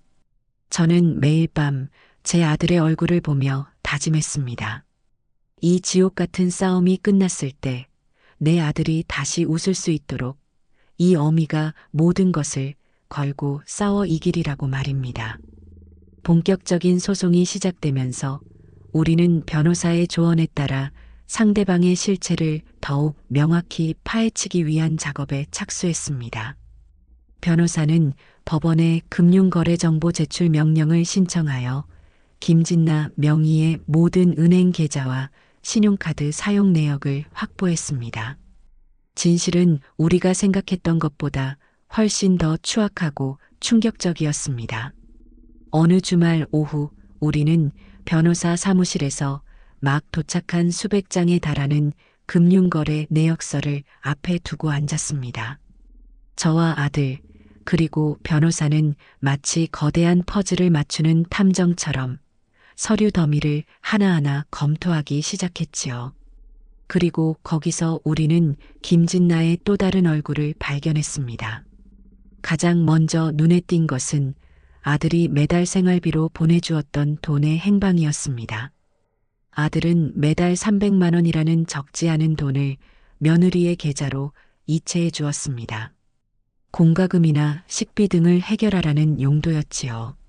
하지만 김진나의 계좌에서는 그 돈의 상당 부분이 매달 일정한 날짜에 정체불명의 개인 계좌로 이체되고 있었습니다. 마치 빚을 갚기라도 하는 것처럼요. 이 계좌 혹시 아시는 분의 계좌입니까? 변호사의 질문에 아들은 고개를 저었습니다. 아니요. 처음 보는 이름입니다. 더욱 기가 막힌 것은 신용카드 사용 내역이었습니다. 김진나는 아들이 만들어준 가족카드로 매달 수백만 원어치의 명품 의류와 가방, 피부 관리실, 고급 레스토랑 등을 결제하고 다녔습니다. 아들이 회사에서 땀 흘려 일하고 있을 시간에 그녀는 제 아들의 돈으로 온갖 사치와 향락을 즐기고 있었던 겁니다. 우시가, 너는 진나가 이런 데 돈을 쓰고 다니는 걸 알고 있었니? 아니요, 전혀 몰랐어요. 저한테는 항상 돈 아껴 쓰고 있다고 어머니 용돈이라도 더 챙겨드리라고 말했었는데 아들은 배신감에 입술을 깨물었습니다. 하지만 그건 시작에 불과했습니다. 결정적인 증거는 우리가 전혀 예상하지 못했던 곳에서 발견되었습니다. 바로 김진나의 혼수 준비 과정에서였습니다. 결혼 당시 김진나는 자신의 부모님이 노후 자금으로 모아두었던 돈이라며 1억 원을 혼수 자금으로 가져왔습니다. 저희는 그 돈에 아들의 돈을 보태 신혼집 아파트의 전세 자금을 마련했지요. 저희는 그 말을 철석같이 믿었고 오히려 사돈댁에 감사한 마음까지 가지고 있었습니다. 하지만 변호사가 확보한 김진나의 결혼 전후 계좌 내역은 그 모든 것이 거짓이었음을 보여주고 있었습니다. 그녀가 가져온 1억 원은 부모님의 노후 자금이 아니었습니다. 여러 개의 대부업체와 저축은행에서 급하게 대출받은 돈, 즉 빚이었던 겁니다. 그녀는 결혼이라는 미끼를 이용해 제 아들을 끌어들인 뒤 제 아들의 경제력을 이용해 자신의 빚을 갚아나가려 했던 것이지요. 이건 명백한 사기입니다. 변호사는 혀를 내두르며 말했습니다. 혼인 전 자신의 채무를 숨기고 심지어는 자산인 것처럼 속여서 결혼을 진행한 것은 사기 결혼의 전형적인 수법입니다. 이건 위자료 액수에도 상당한 영향을 미칠 겁니다. 모든 조각들이 맞춰지고 있었습니다. 그녀가 왜 그렇게 돈에 집착했는지, 왜 아들 몰래 돈을 빼돌렸는지, 그 모든 의문이 풀리는 순간이었습니다. 그녀는 처음부터 제 아들을 사랑해서 결혼한 것이 아니었습니다. 자신의 빚을 청산하고 편안하게 사치를 즐기기 위한 취집의 상대로 순진하고 경제력 있는 제 아들을 고른 것뿐이었습니다. 그리고 마지막 퍼즐 조각은 변호사가 고용한 흥신소를 통해 맞춰졌습니다. 우리는 그 아이의 친부가 누구인지 알아내야만 했습니다. 김진나가 결혼 전 만났던 남자라고 둘러댔던 그 사람의 정체를요. 며칠 뒤 변호사에게서 연락이 왔습니다. 상간남의 신원을 파악했습니다. 그런데 상황이 좀 복잡합니다. 변호사가 내민 보고서에는 한 남자의 사진과 신상 정보가 담겨 있었습니다. 그는 유부남이었습니다. 심지어 아내와 아이까지 있는 평범한 가정을 꾸리고 있는 남자였지요. 직업은 변변치 않았고 노름 빚으로 인해 신용불량자 상태라는 내용까지 적혀 있었습니다.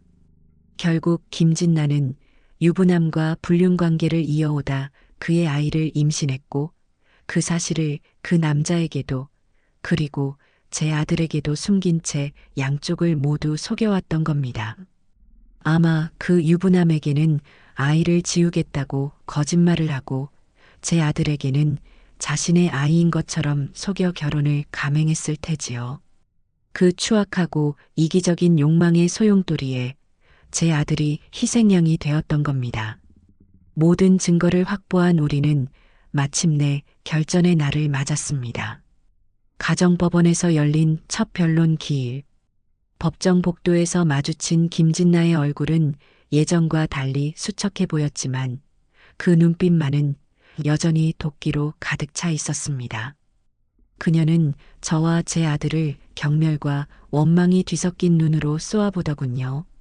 재판이 시작되고 양측 변호사들의 불꽃 튀는 공방이 이어졌습니다.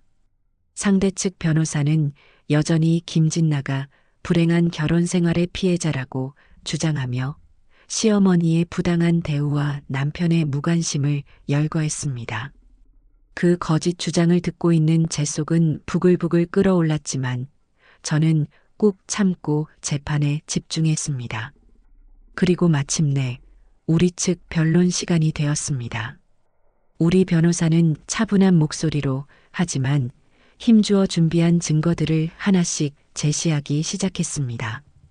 존경하는 재판장님, 지금부터 피고의 주장이 얼마나 허구에 가득 찬 것인지를 증명하겠습니다.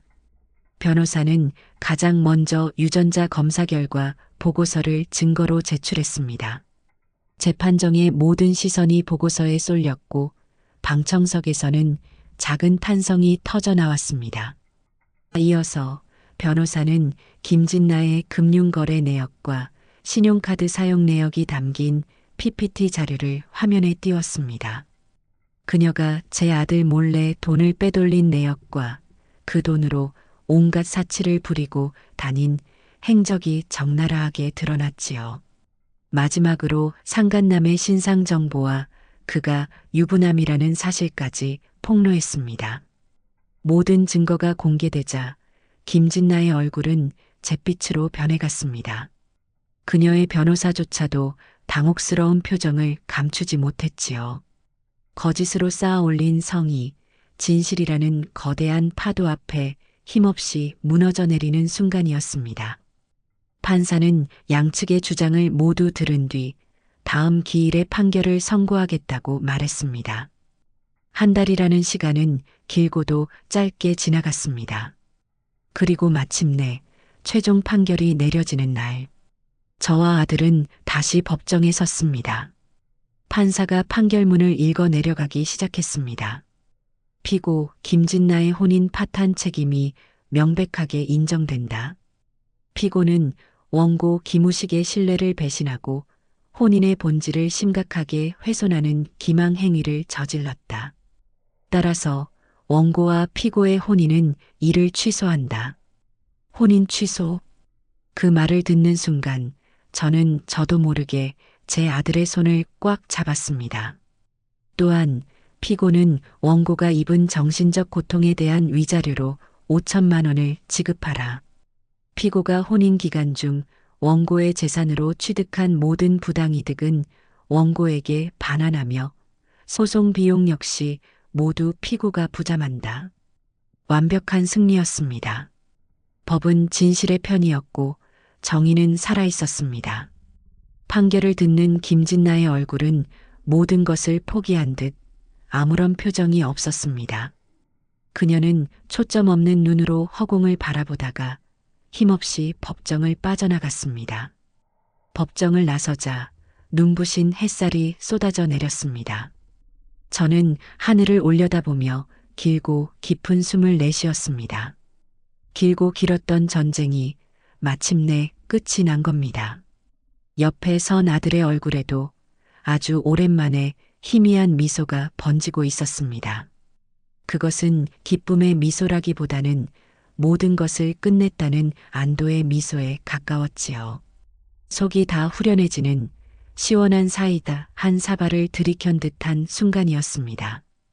법정의 문을 나서는 순간 길고 어두웠던 터널의 끝에 마침내 다다른 기분이었습니다. 하지만 재판에서의 승리가 제 아들의 마음에 남은 깊은 상처까지 말끔히 치유해주는 것은 아니었지요. 모든 법적 절차가 마무리되고 난 뒤 아들은 다시 깊은 무기력감에 빠져들었습니다. 껍데기만 남은 채 영혼은 재판 과정에서 모두 소진해버린 사람처럼 보였어요. 저는 그런 아들을 제 집으로 데리고 왔습니다. 아들이 결혼 전에 쓰던 작은 방을 다시 치워주고 매일 아침 저녁으로 따뜻한 밥을 지어 먹였습니다. 아들은 밥상에 앉아서도 좀처럼 수저를 들지 않았고 하루 종일 방 안에 틀어박혀 창밖만 멍하니 바라보곤 했지요. 그 모습을 보는 제 마음은 갈기갈기 찢어지는 듯 아팠지만 저는 섣부른 위로나 충고를 건네지 않았습니다. 내가 그럴 줄 알았다거나 이제라도 알았으니 다행이다 같은 말은 지금의 아들에게는 또 다른 폭력일 뿐이라는 것을 알고 있었기 때문입니다. 저는 그저 묵묵히 아들의 곁을 지켰습니다. 아들이 좋아하는 갈치조림을 하고 어릴 적 자주 끓여주었던 미역국을 밥상에 올렸습니다. 아무 말 없이 아들의 구겨진 셔츠를 다려 옷장에 걸어두고 텅 빈 아들의 방에 작은 화분 하나를 가져다 놓았지요. 그것이 제가 아들에게 해줄 수 있는 유일한 위로의 방식이었습니다. 내가 혼자가 아니라고, 이 세상에 내 편은 반드시 존재한다고, 이 어미가 항상 내 곁에 있을 것이라고. 저의 모든 행동에는 그런 의미가 담겨 있었습니다. 한 달쯤 지났을까요? 여느 때처럼 저녁 식사를 하고 있을 때 아들이 처음으로 제게 먼저 말을 걸었습니다. 어머니, 왜 아들아? 어머니는 제가 바보 같으시죠? 그런 여자 하나 제대로 알아보지 못하고. 아들의 목소리에는 깊은 자책감이 묻어 있었습니다. 저는 밥을 뜨던 수저를 내려놓고 아들의 눈을 똑바로 바라보며 말했습니다. 사람의 마음을 들여다보는 눈을 가진 사람은 세상에 아무도 없다. 사랑에 빠지면 더더욱 눈이 멀게 되는 법이고, 그건 내가 바보 같아서가 아니라 그만큼 내 마음이 순수하고 진실했기 때문이야. 그러니 더는 너 자신을 탓하지 마라. 나쁜 것은 너를 속인 그 여자이지 속은 내가 아니야. 제 말에 아들의 눈시울이 붉어졌습니다. 죄송해요, 어머니. 제가 어머니 속을 너무 많이 썩여드렸어요. 그때 어머니가 저를 말리셨을 때 제가 어머니 말만 들었어도 지난 일을 후회해서 무엇하겠니? 인생은 비싼 수업료를 내고 배우는 과정이란다. 너는 아주 비싼 돈을 내고 사람을 너무 쉽게 믿어서는 안 된다는 귀한 가르침을 얻었다고 생각하거라. 이제부터 다시 시작하면 되는 거야. 그날 밤 아들은 아주 오랜만에 편안한 얼굴로 잠이 들었습니다. 그리고 며칠 뒤 아들은 제게 중대한 결심을 털어놓았습니다. 김진나와 함께 살았던 신혼집 아파트를 처분하겠다는 것이었지요. 그 집에 남아있는 모든 흔적을 지워버리고 싶어요. 그곳에만 가면 숨이 막혀요. 어머니, 제가 그 집을 정리하는 것 좀 도와주실 수 있으세요? 그래, 잘 생각했다. 과거에 얽매여 있어서는 한 발짝도 앞으로 나아갈 수 없는 법이지. 주말을 이용해 우리는 그 아파트를 찾아갔습니다. 문을 열고 들어서는 순간 시간이 멈춘 듯 모든 것이 그대로였습니다. 김진나의 화장품이 널려 있는 화장대, 두 사람이 함께 찍은 웨딩 사진이 걸려 있는 벽, 그녀가 쓰던 찻잔까지. 그 집안의 모든 물건들이 제 아들의 아픈 기억을 되살리는 흉기처럼 보였습니다. 우리는 쓰레기 봉투 수십 장을 사와 그 집의 물건들을 하나씩 담기 시작했습니다. 김진나의 옷가지와 구두, 가방들은 물론이고 두 사람이 함께 샀던 가구와 가전제품까지. 아들은 미련 없이 모든 것을 버렸습니다. 웨딩 앨범을 발견했을 때 아들은 잠시 그 자리에 멈춰 섰습니다. 앨범 속에서 행복하게 웃고 있는 자신의 모습을 한참이나 들여다보더니 이내 아무 말 없이 앨범을 반으로 찢어 쓰레기 봉투에 던져 넣더군요. 그 행위는 과거의 자신과 완벽하게 작별을 고하는 하나의 엄숙한 의식과도 같았습니다. 모든 짐을 정리하고 텅 비어버린 아파트를 둘러보며 아들은 제게 말했습니다. 어머니, 정말 감사합니다. 어머니가 아니었으면 전 아마 평생 저 자신을 원망하며 저 어둠 속에서 빠져나오지 못했을 거예요. 저는 아들의 등을 두드리며 말했습니다. 이 애미는 내가 행복하기만을 바랄 뿐이다. 이제 다 잊고 너의 인생을 살아라. 그 후로 몇 달의 시간이 더 흘렀습니다. 아들은 다시 회사에 복귀했고 예전처럼 성실하게 자신의 일에 몰두했습니다. 주말이면 저와 함께 가까운 산에 오르거나 함께 영화를 보러 가기도 했지요. 아들의 얼굴에는 차츰 웃음이 돌아왔고 눈빛에는 다시 삶의 총기가 서리기 시작했습니다. 어느 맑게 갠 가을날 우리는 함께 북한산에 올랐습니다. 정상에 올라 시원하게 펼쳐진 서울 시내를 내려다보며 아들이 제게 말했습니다. 어머니, 저 이제 정말 괜찮은 것 같아요. 그래 보이더구나. 생각해보면 정말 지독한 악몽을 꾼 것 같아요. 하지만 그 꿈에서 깨어나게 해주신 분이 바로 어머니예요. 이 은혜 평생 잊지 않고 갚으며 살게요. 은혜는 무슨 부모 자식 간에 그런 건 없다. 그저 너가 앞으로 좋은 사람 만나서 진짜 행복을 찾는 모습을 보는 것이 이 어미의 유일한 바람이다. 아들은 대답 대신 환하게 웃어 보였습니다. 비 온 뒤에 땅이 굳는다는 옛말처럼 제 아들은 큰 시련을 겪고 난 뒤 오히려 더욱 단단하고 성숙한 어른이 되어 있었습니다. 저는 그런 아들을 바라보며 조용히 제 자신에게 속삭였습니다. 이연숙, 너는 내 아들을 지켜냈다. 너는 내 인생을 바쳐 지켜온 너의 가장 소중한 보물을 결국 지켜낸 것이다. 이제 우리 가족에게는, 아니, 제 아들과 저 사이에는 더 이상 서로를 향한 거짓도 상처를 감추기 위한 기만도 남아있지 않습니다. 한때는 모든 대화가 연극의 대사 같았고 모든 미소가 가면처럼 느껴지던 시절이 있었지요. 서로의 눈치를 살피고 침묵이 내려앉으면 그 여백을 의심으로 채워넣기 바빴던 숨막히는 날들이었습니다. 하지만 이제는 다릅니다.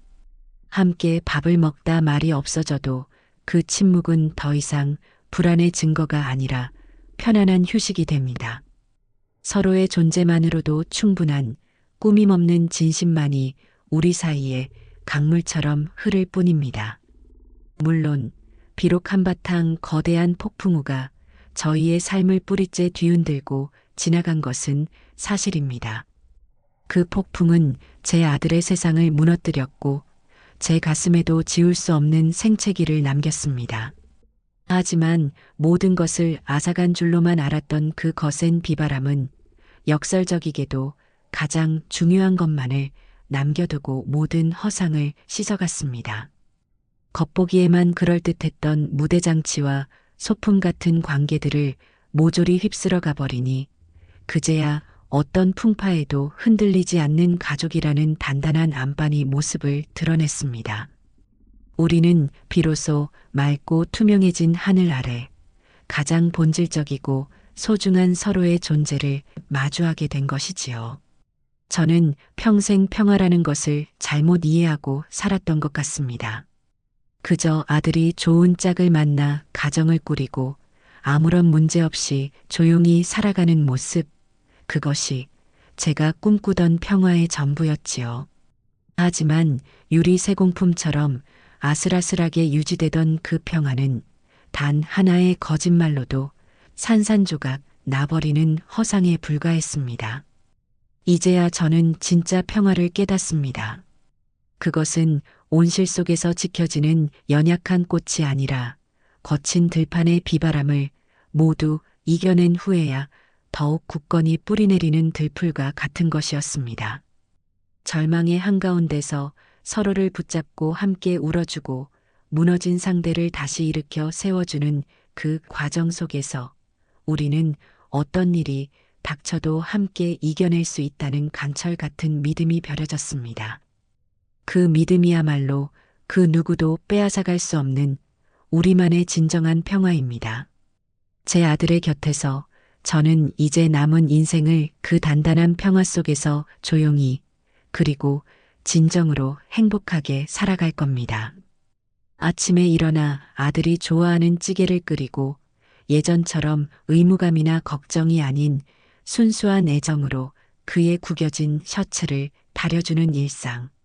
공허한 웃음이 아닌 마음 깊은 곳에서 우러나오는 아들의 진짜 웃음소리를 듣는 것. 그것이 제게는 세상 가장 큰 행복이 되었습니다. 이제 저는 전사처럼 싸우는 대신 정원을 가꾸는 사람의 마음으로 살아가려 합니다. 아들의 마음에 새로 돋아난 작은 행복의 싹들이 잘 자랄 수 있도록 따스한 햇볕이 되어주고 묵묵한 바람막이가 되어주는 것.